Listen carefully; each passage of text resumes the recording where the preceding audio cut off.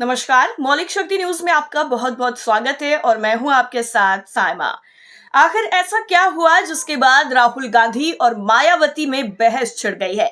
क्यों बसपा और कांग्रेस के नेता एक दूसरे के आमने सामने आ गए हैं, जिसके बाद सियासी जमकर बवाल मचा हुआ है? तो चलिए बिना देरी के पूरी कहानी से आपको रूबरू करवाते हैं और आपको समझाते हैं और ये भी बताते हैं कि आखिर क्यों यूपी की सियासत में हलचल तेज हो गई है। दरअसल इन दिनों बहुजन समाज पार्टी और कांग्रेस के बीच में शब्दों का युद्ध छिड़ा हुआ है। पहले कांग्रेस नेता उदित राज और अब राहुल गांधी के एक बयान पर दोनों पार्टियां आमने सामने आ गई हैं। अब दोनों पार्टियां एक दूसरे को बीजेपी की बी टीम बता रही हैं। हालत यह है कि अब इस लड़ाई में पार्टी का शीर्ष नेतृत्व ही शामिल हो गया है।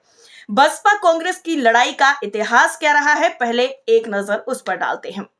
दरअसल उत्तर प्रदेश में बसपा कांग्रेस की लड़ाई बहुत पुरानी है। इससे पहले 2022 के उत्तर प्रदेश विधानसभा चुनाव के वक्त भी प्रियंका गांधी और बसपा के बीच में बयानबाजी हुई थी। हालात यहां तक पहुंच गए थे कि मायावती ने कांग्रेस को वोट कटवा तक बता दिया था। उन्होंने कांग्रेस के सीएम चेहरे पर सवाल उठाते हुए प्रियंका गांधी पर हमला किया था, लेकिन चुनाव के बाद सब शांत हो गया। उत्तर प्रदेश में 2027 में विधानसभा चुनाव होने हैं और इसके पहले एक बार फिर से कांग्रेस और बसपा आमने सामने आ गई है। इसी हफ्ते कांग्रेस के दलित नेता उदित राज ने मायावती का गला घोंटने तक की बात कर दी।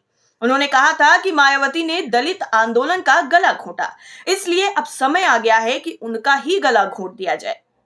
हालांकि उन्होंने ये भी कहा था कि इसे कांग्रेस का बयान ना माना जाए। उन्होंने ये बात लखनऊ में की थी और उसके बाद बसपा ने कांग्रेस पर पलटवार करते हुए उत्तर प्रदेश की योगी आदित्यनाथ सरकार से उदित राज को तत्काल गिरफ्तार करने की मांग तक कर दी है, जिसके बाद उत्तर प्रदेश की राजनीति में एक नया विवाद जरूर छिड़ गया है। अब चलिए आपको बताते हैं कि आखिर राहुल गांधी ने मायावती पर क्या कहा है। दरअसल उदित राज के बयान पर मचा घमासान अभी शांत भी नहीं हुआ था कि कांग्रेस नेता राहुल गांधी ने अपने संसदीय क्षेत्र रायबरेली में एक और बयान से बम फोड़ दिया। उन्होंने रायबरेली में दलित युवाओं के साथ संवाद किया। इसमें उनसे मायावती और बसपा पर एक सवाल पूछा गया और इस सवाल पर उनसे पूछा गया कि मायावती अब चुनाव ठीक से क्यों नहीं लड़ रही हैं। कांग्रेस नेता ने कहा कि पहले वो हमारी तरह बीजेपी के विरोध में चुनाव लड़ती थी, लेकिन अब वो बीजेपी की बी टीम की तरह लड़ रही हैं। राहुल गांधी आगे कहते हैं कि हम चाहते थे कि सपा, बसपा और कांग्रेस मिलकर बीजेपी के खिलाफ चुनाव लड़े। हम तीनों साथ आ जाएं तो बीजेपी को हरा सकते हैं। और राहुल गांधी के इस बयान के बाद जमकर बवाल हो गया है।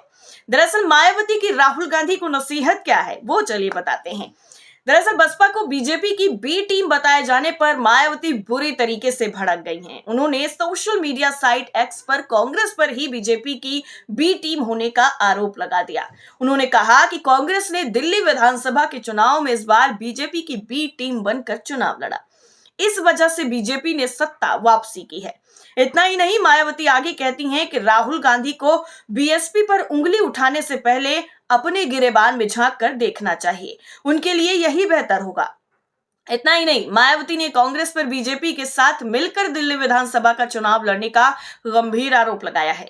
मायावती ने आरोप लगाया है कि कांग्रेस जिन राज्यों में मजबूत है या जहां उनकी सरकारें हैं, वहां वो बीएसपी और उसके समर्थकों के द्वेष और जातिवादी रवैया अपनाती है, लेकिन उत्तर प्रदेश जैसे राज्य जहां कांग्रेस कमजोर है, वहां बीएसपी से गठबंधन की बरगलाने वाली बातें करना, ये उस पार्टी का दोहरा चरित्र नहीं तो और क्या है।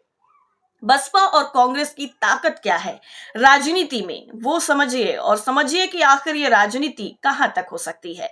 दरअसल बसपा और कांग्रेस नेताओं की ये लड़ाई उत्तर प्रदेश से शुरू हुई है। ये वो उत्तर प्रदेश है जहां दोनों कभी बड़ी राजनीतिक ताकत हुआ करती थी, लेकिन इन दिनों दोनों दलों की हालत खराब नजर आ रही है। उत्तर प्रदेश की विधानसभा में बसपा का एक और कांग्रेस के 2 ही विधायक हैं। दोनों दलों के वोटों में लगातार गिरावट आई है।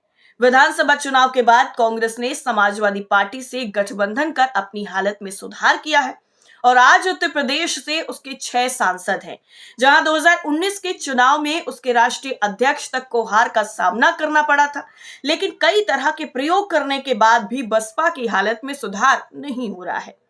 उत्तर प्रदेश की विधानसभा में बसपा का केवल एक ही सदस्य है, तो लोकसभा में उसका खाता तक नहीं खुल पाया है। वहीं राज्यसभा में उसका केवल एक सदस्य है। अभी जो हालत है उसमें वो अब राज्यसभा में अपना कोई भी सदस्य नहीं भेज पाएगी। हालत ये तक हो गई है कि बसपा का राष्ट्रीय पार्टी का दर्जा भी अब खतरे में है। राहुल गांधी ने अपने संसदीय क्षेत्र रायबरेली में छात्रों के साथ संवाद किया। और ऐसा भी नहीं है कि उत्तर प्रदेश में कांग्रेस और बसपा की हमेशा से दुश्मनी रही है।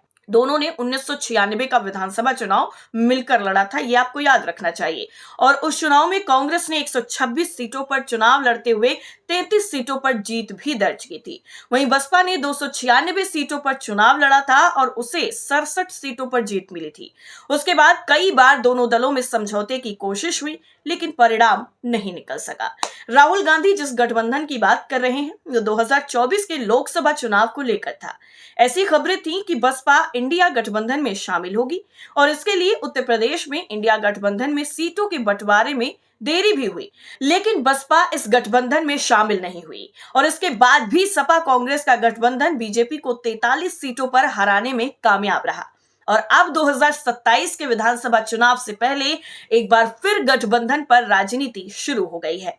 इसका परिणाम क्या होगा, इसका परिणाम जानने के लिए हम सभी को इंतजार करना होगा 2027 का। और क्या होगा इसका परिणाम वो तो जनता बता देगी। लेकिन इस रिपोर्ट में फिलहाल के लिए इतना ही। और इस रिपोर्ट पर आपकी राय क्या है, आप हमें कमेंट करके जरूर बता सकते हैं। बाकी खबरों के लिए आप जुड़े रहिए मौलिक शक्ति न्यूज के साथ। नमस्कार।